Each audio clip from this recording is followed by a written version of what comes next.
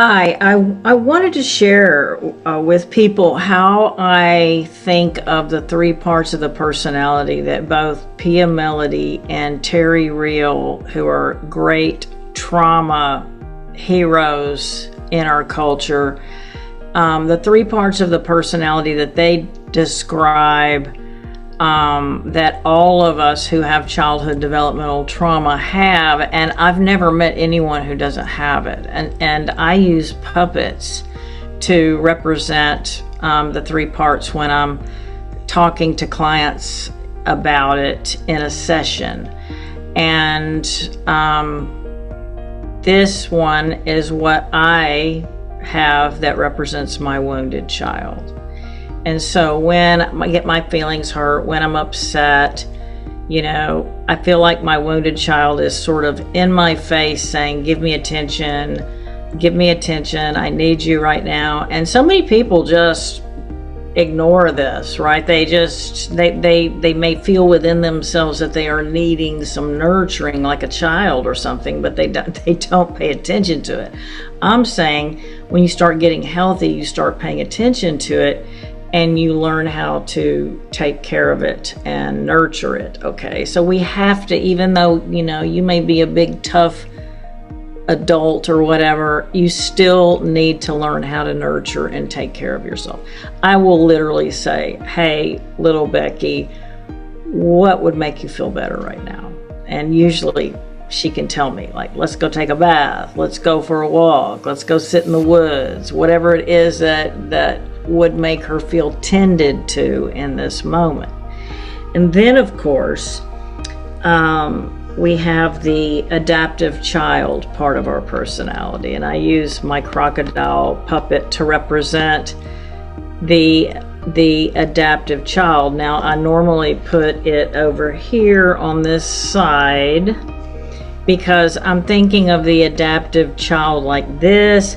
And then I use the Jesus doll to represent my functional adult. Now, I don't care if you are religious or not. I'm not religious, but I like the symbol of Jesus because he represents compassion, love, adult-like behavior. And so that's what it represents to me, is the compassionate, kind, best self that as we go into recovery from childhood developmental trauma, that is the part of our personality that's going to be in the seat of our brain most of the time. So, like when this voice is saying, Becky, you aren't good enough, Becky, you're an awful person, my part of my personality that the Christians call the Holy Spirit. There's a lot of other names for it. Like I said, Pia Melody calls it the functional adult. It goes, you will leave Becky alone. You will not bother her. I will not allow it. And so the more you call out the negative voice in your head, the less it will even try to get your attention. I swear it doesn't even try to get mine much anymore. Once in a blue moon, but I'm on top of it every time it pops up. Nope, you're gone. Okay.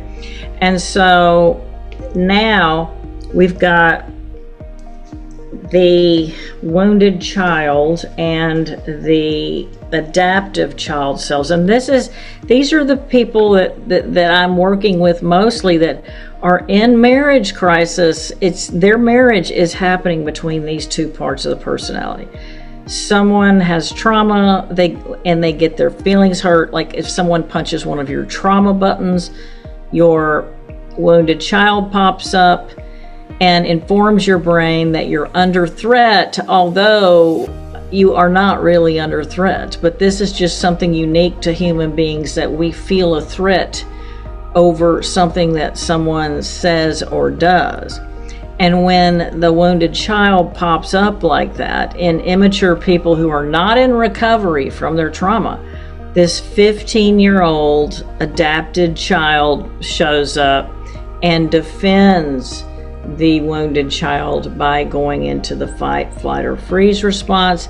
And so it's either going to bite your head off verbally, it's going to run out of the room, it's going to shut down and refuse to talk and pout, or it will even try to fix or fawn.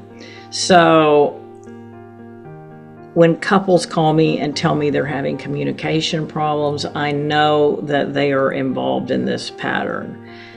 Somebody said something, wounded child gets activated, adapted child who's about 15 years old, emotionally like the worst teenage behaviors you've ever seen, shows up. And once this part shows up, the other spouse says to them, well, you know what, I can't talk to my spouse. I can't talk to that person because when I do, this part's going to show up, so there's no use. And so of course then the person slinks down and says, I can't talk to them, I can't communicate. And so one of the priorities in what we're doing is trying to get people to get this part of their personality under control. And so in real time, when you get activated and this part wants to chew your spouse out, I am asking that you just slow yourself down for a minute and then override this and don't allow it to enter the conversation. And then you come over to this side where your best self can be the responder to the conversation. And so the more that you slow down, bypass the adapted child, the more you are in recovery from childhood developmental trauma. And the whole goal of this is to get us to grow up emotionally and mentally and to be able to engage in adult relationships. So this is the big preventer of adult relationships. So I hope that this explanation helped. If you have any questions, please put comments down below, and we'll just have more conversations about how to go into recovery from childhood developmental trauma. This is Becky Whetstone, the Marriage Crisis Manager.